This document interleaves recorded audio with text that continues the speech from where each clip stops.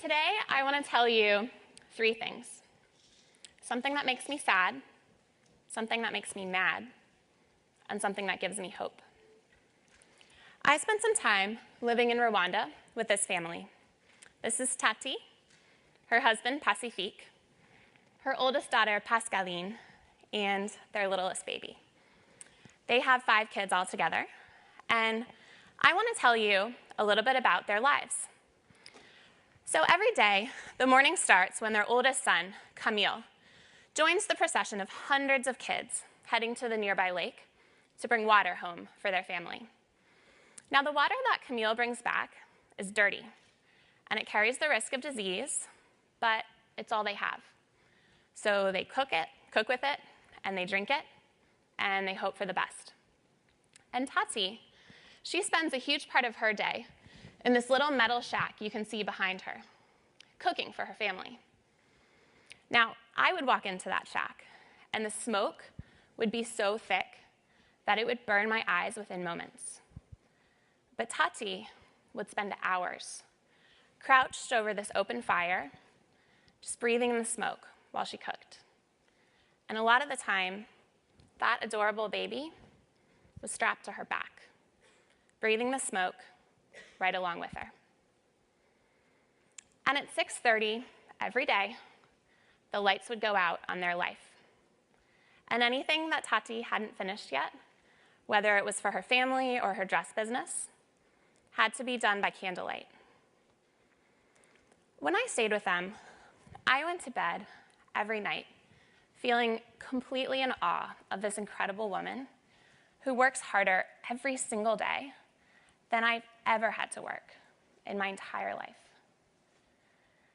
And every night, when I would wake up and I would hear Tati in the next room just coughing constantly because of the decades of smoke that she had been inhaling to feed her family, that made me want to cry. And the thing is, there are products and services out there that can make Tati's life so much better. Take the 3 needs that I identified in her life. Clean water. Water Health International gets affordable drinking water to over 5 million people in developing countries. Clean cooking. Orja cook stoves emit no smoke, and they're sold to 25,000 today. Electricity. Husk Power gets affordable electricity to over 400,000 people who live off the grid. And these aren't charities. These are businesses. They're selling these products in communities just like Tati's at affordable prices, and they're doing it with profitable business models.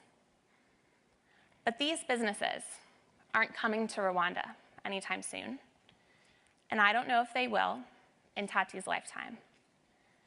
And this makes me really sad. And now I want to tell you what makes me mad. And to do that, I'm going to take you to Kigali, Rwanda's capital.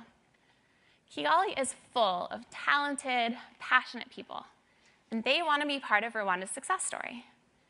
And I worked in East Africa in government and impact investing, so I've met a lot of entrepreneurs. And they always sit down, and they tell me about how they want to change the world. And I always ask them 3 questions. What's their product? What's their business model? And how can you prove to me that it works? But these entrepreneurs, they've never been to India. They've never seen Husk Power in action. So their answers were always less compelling and less developed than existing businesses that I knew about that were out there solving the same problems in other countries. But instead of bringing these businesses to these entrepreneurs and helping them figure out how to adapt them and scale them in their own communities, we were standing by and we were cheering them on while they tried to reinvent the wheel. And this made me mad. But what gives me hope is I know we can change this. And changing it starts with breaking down the problem. First, what's not a problem? Capital. The impact investing market is $8 billion. And these are just some of the organizations that invest in companies like the ones I talked about. And impact investors, you can believe, they want to see the social innovation space scale up just as much as I do. So there are a lot of great conversations happening right now about what kind of capital is needed, in what stages, and in which sectors to really get the social enterprise movement to scale up. But I believe that all the capital in the world isn't going to fix this problem if we rely entirely on entrepreneurs to take their businesses to new countries. And that's because of 3 reasons. First, focus. Imagine that you're an entrepreneur in India. You've hit the holy grail. You've built a business that's serving a need in your community, and it's doing it profitably. What are you focused on first? Probably reaching as many people in your community as you can, and after that, probably reaching as many people in India as you can. And that makes perfect sense. It's probably what you should focus on. But it might take 20 or 30 years. And meanwhile, there are communities like Tati's whose lives could be changed by your business, but they're not. Second, perspective. Imagine that you are ready to scale internationally. If you've never been to Rwanda or Cambodia, how would you know where to start? And how would you find that passionate entrepreneur in Kigali or Phnom Penh who wants to solve the same problem and has what it takes to bring your business to their country and scale it up? Third, expertise. Imagine that you get yourself to Rwanda, you find the perfect market and the perfect partner. You are now entering completely uncharted territory as a manager. Managing a multinational business is a totally different thing from managing something small in your community. And you may have no idea how to take this leap or where to find the talent that can help you do that.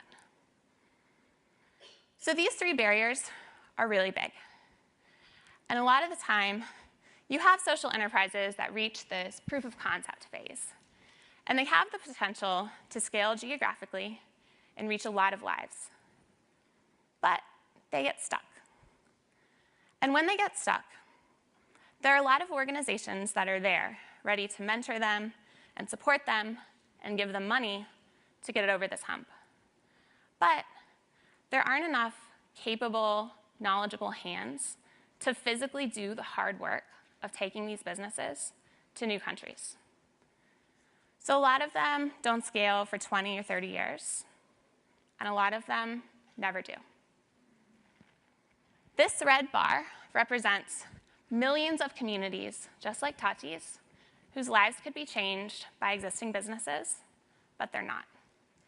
And that red bar is what I want to do something about. And I want to do something about it by building a replicator, an organization that focuses entirely on taking successful business models to new markets in developing countries. A replicator would first determine which of these social enterprises has the greatest potential to scale in new markets. And each of these dots represents a real social enterprise that's been successful in one country but hasn't scaled further. So we would identify replication targets, and then we would physically do the work of taking them to new markets. Say East Africa, where Tati lives. We would adapt the business model, and we would find talented managers who can manage those businesses long term. And once we've done that, there would be a blueprint or a business in a box that would allow those businesses to keep on growing, maybe across the continent and maybe beyond. I want to make this happen for Tati, for the 4 billion people like her who live on less than $4 a day, and for the entrepreneurs who want to change the world and shouldn't spend their lives reinventing the wheel. If this is compelling to you, I invite you to join me. Thank you.